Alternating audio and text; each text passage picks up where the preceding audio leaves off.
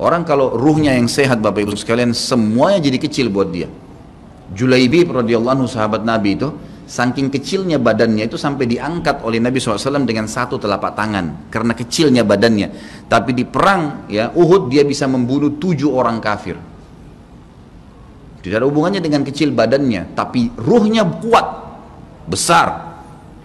Waktu Nabi SAW balik dari perang Uhud dan terkalahkan oleh orang-orang kafir Quraisy dengan hikmah Allah Subhanahu wa taala, semua sahabat waktu itu mati syahid 70 orang di Uhud, sisa 630 orang bersama Nabi SAW, semuanya terluka, dan minimal luka sahabat waktu itu minimal 7 luka, sabetan pedang, hantaman tombak, sobekan, pokoknya luka semua sahabat.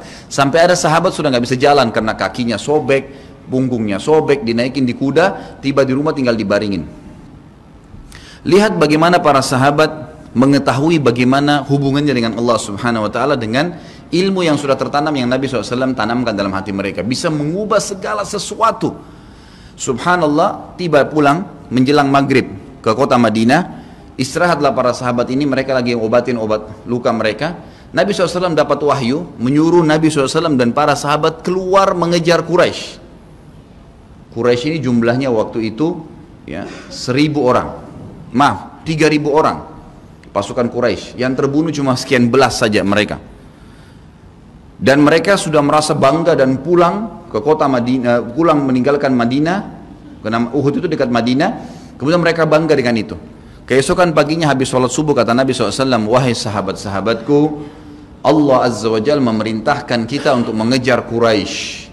Maka pulanglah masing-masing kalian di suku kalian, lalu motivasi siapapun yang ikut kemarin di Uhud, semua, mau sakit, mau enggak, mau luka, mau enggak, tapi ini luka semua nih, minimal punya 7 luka ya.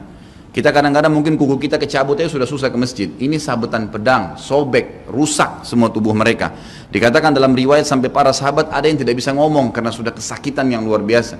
Kata Nabi SAW, semua yang ikut, semua ikut di Uhud kemarin keluar lagi, 630 orang semua harus keluar. Bagaimana caranya? Pokoknya ngumpul keluar, perintah Allah. Coba bayangin, kita kadang-kadang habis olahraga saja capek, diajak keluar sama istri atau diajak keluar sama suami, kita sudah nggak mau keluar. Capek biasa olahraga.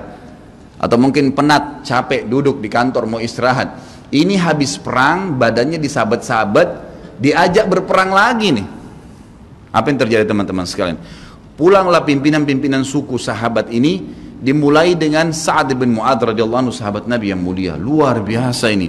Orang ini pada saat meninggal, kata Nabi SAW, goncang arsy-Nya Allah dengan meninggalnya Sa'ad. Saat pulang ke kaumnya lalu berkata, wahai kaumku, sesungguhnya Nabi SAW menyuruh kalian untuk kembali menyerang Quraisy. Pada saat itu mereka lagi kumpul saling ngobatin luka, dan di depan mereka yang saling ngobatin luka itu adalah Usaid bin Khudair, sahabat Nabi yang mulia. Ini sahabat Nabi yang satu dari Aus ini, kalau membaca Al-Quran malaikat turun dari langit dengarin bacaannya, luar biasa. Lagi ngobatin lukanya sambil dia berkata, waktu dikatakan Nabi SAW menyuruh kalian mengejar Quraisy, kata Usaid bin Khudair lagi ngobatin lukanya, sami'na wa ata'na, kami dengar dan kami patuh, ditinggalin lukanya.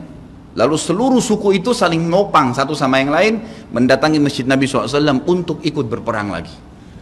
Nggak ada satupun yang tinggal. Ada yang luar biasa, saya terus terang nangis waktu dengar kisah itu, luar biasa. 2 orang anak muda Ansar, saya setiap kenang kisah ini selalu nangis, nggak bisa tahan karena luar biasa.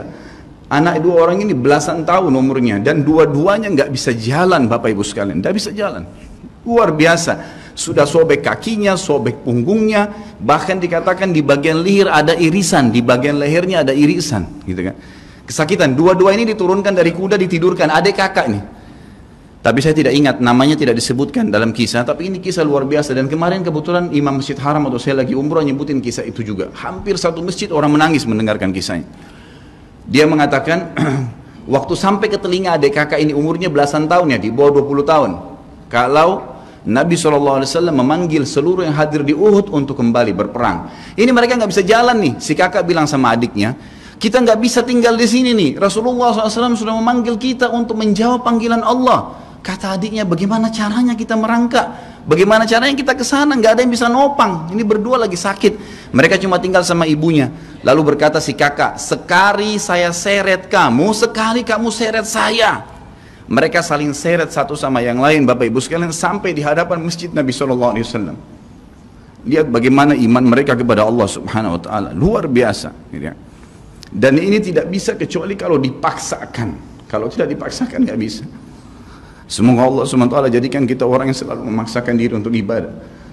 Karena kalau tidak, kita nggak paksakan, kita akan mati dalam keadaan konyol dan menyesal. Karena tingkatan-tingkatan di surga akan hilang. Percuma. Baik, saya bacakan. Pasal kedua. Adab terhadap Allah Subhanahu Wa Taala. Seorang muslim hendaknya melihat segala sesuatu yang telah diberikan Allah kepadanya dengan tiada terhingga. Yakni berupa kenikmatan yang tak terhitung. Terlindungnya dia pada saat menempel di dalam rahim ibunya, ketika berupa nutfah atau air mani, menentukan perjalanan hidupnya hingga hari bertemu dengan Rabbnya Allah Azza wa Jal. Hendaknya ia bersyukur kepada Allah atas nikmat itu dengan lisannya, yakni memuji dan menyanjung Allah secara semestinya. Juga bersyukur kepada Allah dengan anggota badan, dengan cara menggunakannya di dalam ketaatan kepada Allah Subhanahu Wa Taala. Karena mengingkari nikmat, tidak mengakui kelebihan yang diberikan Allah, mengingkarinya beserta kebaikannya, bukanlah termasuk adab kepada Allah. Sebagaimana Allah berfirman dalam surah An-Nahl ayat 53, A'udzubillahi minasyaitonirrajim.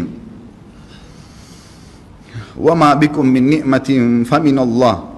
Dan apa saja nikmat yang ada padamu, maka itu dari Allah datangnya. Dalam surah An-Nahl ayat 18 Allah berfirman, A'udzubillahi minasyaitonirrajim, wa in ta'uddu ni'matallahi la tuhsuha. Dan jika kalian menghitung-hitung nikmat Allah, maka kalian tidak akan mampu untuk menghitungnya. Begitu banyak nikmatnya Allah, Bapak Ibu sekalian. Kita berbuat maksiat, pelanggaran-pelanggaran, tapi Allah masih bisa memberikan kita oksigen gratis. Cahaya masih bisa ditangkap oleh mata kita.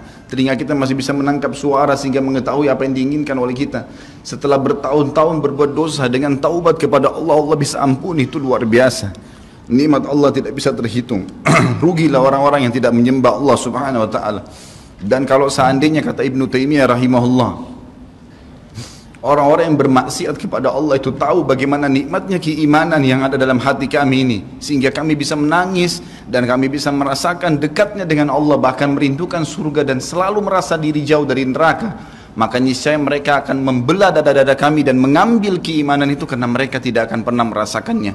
Keimanan akan membuat makanan sederhana menjadi mewah, tidur di tempat yang biasa akan menjadi nyaman, bahkan cobaan seberat apapun menjadi kecil buat kita, karena keimanan kepada Allah Subhanahu Wa Taala. Dan itu sebuah nikmat. Itu hanya bisa dirasakan kalau kita betul-betul memaksakan diri beribadah kepada Allah Subhanahu Wa Taala.